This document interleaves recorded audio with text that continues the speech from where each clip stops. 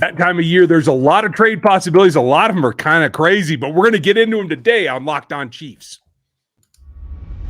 From the land of the free and the home of the Chiefs, this is the Locked On Chiefs podcast. Welcome back, Chiefs Kingdom. This is Locked On Chiefs, part of your team every day here on the Locked On Podcast Network. We are free on every platform, so make sure you sub on audio and like, sub, and hit the bell over on the YouTube.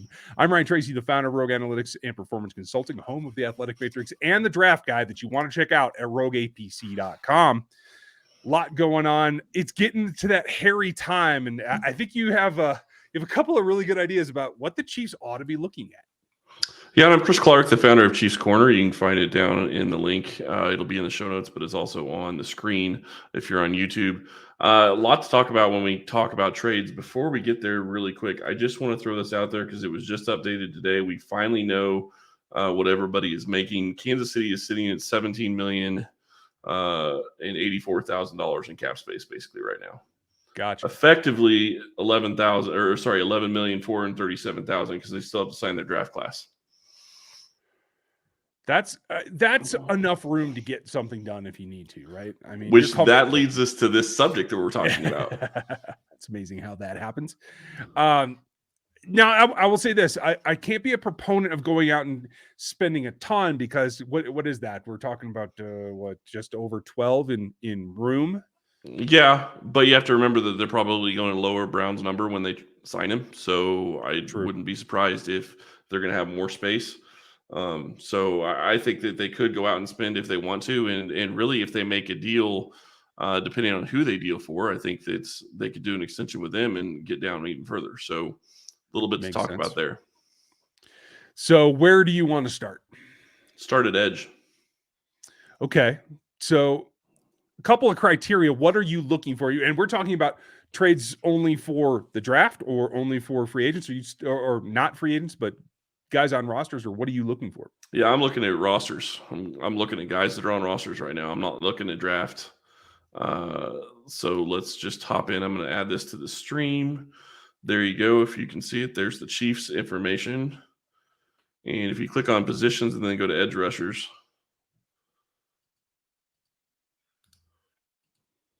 and then sort by free agency year on the right.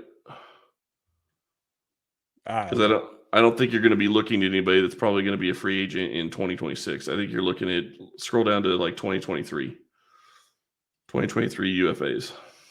Okay. There is your list. So a couple of names. Any names stick out to you? Well, obviously, keep going. These are in Kansas City. Yeah, keep going a little bit further. These are RFAs. Right. Probably not going to be able to trade for them near as easily, but maybe. No, and nor would you want to, right? You had Tim Ward in camp, you had Damone Harris in camp. Mm-hmm. You get down to the point where the draft class that's interesting, are the Niners ever going to give up Nick Bosa? No. Right. But Josh Allen, Bradley Chubb, Smoot, even the big one for me would be Brian Burns, who I think still has the most upside. There's Montez Sweat. Marcus Golden, I don't know that's huge myself. Anybody stand out for you? I think you're right on Brian Burns. I think that's one to look at. People have been saying Josh Allen. I'm not really sure if Jaguars would be willing to trade him. I do think it's interesting. They just signed Arden Key. That literally just happened. Mm-hmm. So that's interesting. But I would definitely look at a guy like Brian Burns. I mean, I would even look at Josh Allen. I know that his cap number is really high, but you can make that work. Yeah. I mean, but the Broncos aren't getting rid of Chubb. No. And I don't think they're going to give up Malik Reed either, who is a little bit older, but he will be a free agent. For me, wrangling anybody worth taking off of another roster becomes really problematic to get them off that roster. So I don't know how realistic that is, but this is crazy draft day. So what do you think you would have to give up for Brian Burns? Obviously at first. The question is how far would you go with it? Yeah, and you lost me at a first. He's 24 now, so he's on the younger age. But most guys, when they hit free agency, are 25, 26 years old, and that makes it problematic to really go invest in a second contract player that you have to give up draft assets for that you can replace the same way through those draft assets. The question is you know what you have in Brian Burns. You're not going to know what you have in these other guys. So true. That's the question of whether or not you believe enough in Brian Burns to go and make a trade for him. And maybe you wouldn't have to give up a first. I mean, his cap numbers aren't that bad, but I really doubt that the Carolina Panthers are really looking at moving him. Yeah, I can't think that that's even in the realm of possibility until we find out what happens this next season with this staff in Carolina, because it might not be the same after this next season. So you would not give up a first for Brian Burns, knowing that more than likely you're not going to be able to get an edge that you really want to start this If I was year. guaranteed that the first is all it was, then yeah, sure. But my thought is that it's going to be a first and a second at a very minimum because of his upside, because of the trajectory that he still has in front of him. Yep, I would probably agree with that. Well, I would still consider looking and seeing, because I just don't know what you're going to be able to get at 29 and 30. There's really not much else out there when it comes to edges. That is one of the hardest positions to get. And we haven't heard that they're rumored to really looking at trading for any edges, but we have heard that they've been looking at other positions, and we will talk to you about those when we get back from this.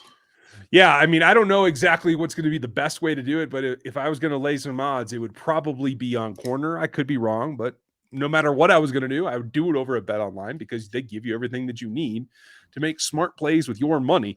And that is all the sports information, all the podcasts, and all the odds on props, and all the little things that you can put money on, get it on the line.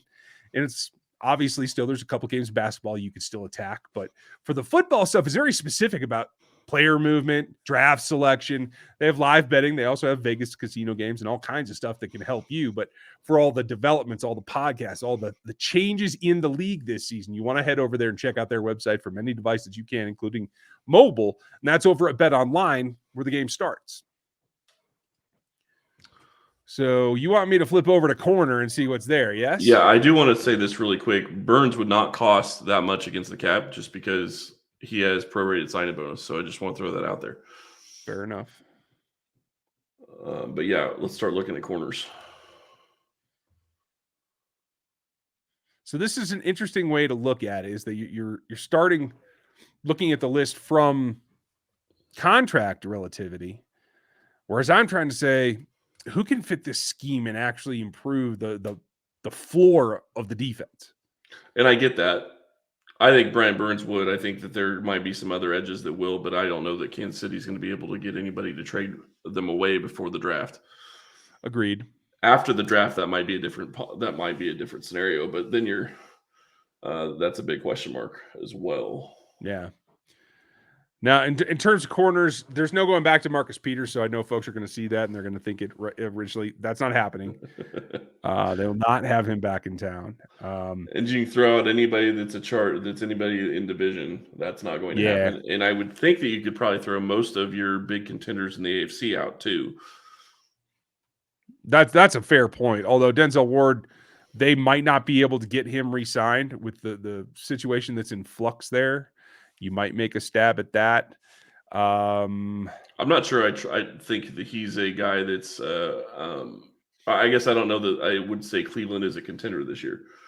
They may be in the future. Right. The highlight of this class for me is very straightforward, and that's Jair Alexander. I don't think you're going to get him away from the Packers. I think he'll resign there and be happy. Greedy Williams is another Browns player you could think about. Get Alexander. Who? What would you get for him? Well, at that point, you're talking about a guy that is worth a first-round pick, because you would spend that on a similar player type in the draft, and he's proven it. Like you said, you know what you're getting there. The question becomes about the money, so that's difficult. There are other guys like Byron Murphy. If the Chiefs are going to switch to a more zone-centric scheme, then Byron Murphy would be a guy to talk about. Rocky Sin's already been traded once. I think you're probably going to wait for him to become a free agent. Same with Mullen. Chandon Sullivan, I'm actually surprised, left Green Bay, because I thought he put in some good rips for them. If he's, again, a free agent, I would look at that, but I'm not trading for him. Greedy Williams, like I said, still has upside, but again, you can't make a serious investment in that. And, he's like a 4th round, 3rd round pick for me if you were really talking about a serious trade offer. And it just gets thinner from there. Yep. I'm not trading for Logan Ryan. I'm not trading for Denard. I'm not trading for Quincy Wilson. Like there's just not enough that's close that I would want to put that capital out for. I'd rather start over and see what free agency brings me, especially now that Patrick Peterson just went back to the Vikings yesterday. Yep, he did. And so that brings up a good point. What about James Bradberry, who it sounds like Kansas City's in on right now? Now, that's the interesting thing. I think that what that signals is if they are willing to do that, that's a partial switch in the secondary because he is a better zone corner than he is a man corner. Yep. And I know that the Chiefs don't play as much man as they used to. Travaris was about 34% man this last season, but that's still a lot more than what Bradbury's played in the past. So I think when you look at it, it's kind of a longer shot in terms of fit, unless because of Reed's acquisition that maybe they're looking at playing more zone overall. I think Reed is best in a 2 high rather than a single high. And so maybe that does signal that it's going to be a little bit different in Kansas City going forward. Well, the nice thing about – sorry, go ahead. I was just going to say, in that case, then it makes more sense. What I will say about Bradbury, though, is I don't think you're going to have to spend a lot of draft capital on him. I mean, maybe you have to send a 4th and you get like a 5th or 6th back. But the Giants are so desperate for cap space right now. They are literally under $800,000 in cap space. They cannot sign their draft class unless they clear cap space. So he's either going to get released or he's going to get traded. Yeah. Now, what we talked about earlier is Kansas City doesn't have the cap space effectively because of their draft class. But this is a situation where I think that if you could trade for a guy like Bradbury, you trade for him and you bring him in and you sign him to a 2 or 3 year extension, you drop his number. And that's what you would have to do, right? Because let's take a look at it. He's on the It's only 13 and a half. It's not that bad. Yeah, but we were just talking about we have 12-ish right now. Right. So, yeah. But you don't have to worry about that money until May or June, and more than likely you're going to sign Brown. So I would think that you could still make this move now and still draft. And that's also if they keep all their picks, which I don't think they're going to keep all their picks. So no, I don't see him taking 12 selections either. That is a good point. But a couple of things. He had a good year of production on the ball last season. I don't know that you can expect that consistently. I'd like to see more of that year to year before I made an investment in a 29-year-old corner that cost that much money. So again, I'd like to use this as a stalking horse to try to see what somebody who's been an all-pro like Stephon Gilmore could get you. I think that's a more reasonable option, but they kind of go hand in hand at this point because of his age and what he's going through in terms of his career. Yeah, he's 32, so there will be questions on that as well. So, or no, he's 31. I apologize on Gilmore. So you're going to have to pay a pretty penny to get him. I think you'd still get Bradbury and restructure his contract and maybe give him an extra year on the contract and still just guarantee what his base was in 2021 or 2022. Yeah, and still be pretty close to being okay. So lots of different things to look at. And I want to look at the wide receiver position because I think that's something we've heard that they're looking for. And there's a lot of interesting names out there on the market. And Chiefs fans are hungry to hear about the news about Kansas City trading for more players or getting another star to fill Tyreek Hill's shoes. But right now, I can tell you, I was really hungry earlier for lunch, and I had Built Bars for lunch. So these are absolutely delicious bars. If you have not tried them yet, please go try them. Go to Built.com and give them a try. They are delicious. They have different puffs, which are different flavors that have marshmallow in them. They are 100% they're 100% real chocolate. All Built Bars are 100% chocolates, low calorie, high protein. Replace your candy bar with these. You will not regret it. I use them as meal bars, and I'm sure Ryan has a couple right there to show. Go to Built.com and scroll down to the macros chart. You will be blown away. High protein, low calorie, high fiber, and very low carb. Most bars contain 130 calories, 4 grams of sugar, and 4 net carbs, and 17 grams of protein. That is huge. Go to Built.com and use promo code LOCKED15 and get 15% off your order. Use promo code LOCKED15 for 15% off at Built.com.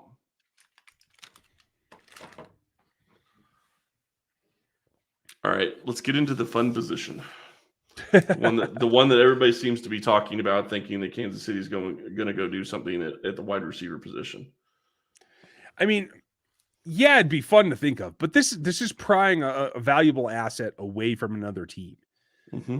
I just don't see the odds of this happening being very good. So I can tell you this right now, like a lot of the names that I would like to look at in the 24 free agent, I'll tell you this, a 23 free agent does not interest me because that contract is coming right behind the heels of getting it. So like I'm looking farther down the line towards 24. And unfortunately, a lot of the names that look interesting to me are in the AFC, and I can't see anybody trading in the Chiefs to help them restock.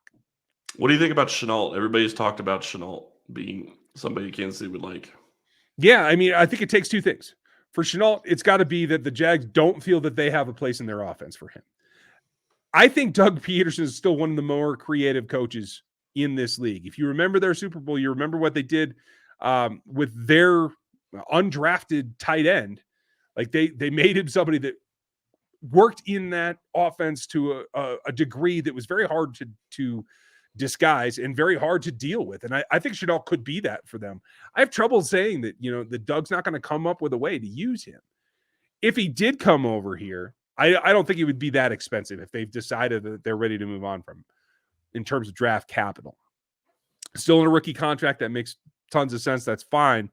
But again, he is a guy that does a lot of things and lines up, at least in his pro career to this point, in a lot of ways of what McCall Hardman has done. And that doesn't seem like a compliment to me. That seems like doubling down on a slot guy that can, do jet motion, that can carry the ball, and you have to get creative ways to get it into his hand, but isn't a true attack the defense wide receiver that runs a full route tree, that attacks between the seams if you're going to get continual too high like we've seen most of last season. Like that doesn't necessarily sound like a fit to me. See, my problem with this is you were already skipping the class that I was really wanting to look forward to talking about, because there are so many wide receivers in the 2023 class. Whatever, fine. I'm just saying. Bring it up. Let's go. Debo Samuel's out there in the 2023 class. I'm not saying there's going to be a trade for him.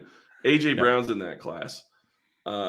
You just have a ton of talent in this 2023 class. DK Metcalf's another one that's out there. Just wide receiver after wide receiver. I think I'm really curious because Kansas City is said to be looking for a top wide receiver. To me, that means it's going to be expensive. They're going to have to trade away multiple picks, and they're going to more than likely have to give him a new contract. And I'm fine with all that because you can structure it to where you could make it work. Terry McLaurin's another one that's out there. Yep. There's a lot of 2023 guys that I think could really help this roster, and some of them are on NFC teams where it wouldn't shock me. I'm not saying I expect Seattle to move DK Metcalf, but could they with what they've been doing on their team? Yes, I think they could. Yeah. I don't expect it from McLaurin either, but I could see it. Well, yeah, and that's fair. I mean, those are two teams that are looking to rebuild in one phase or another, and sometimes that requires sacrifices of what are your assets at the time in order to rebuild an entire side of the ball or entire roster. So I'm with you. That makes sense. I think just to point out a couple of other things, AJ Brown could be in that position here pretty quick. If they have to go away from Tannehill after another season that maybe they're not happy with, Julio's already out of the picture. Dude, I'd give up a first and a second for AJ Brown in a heartbeat.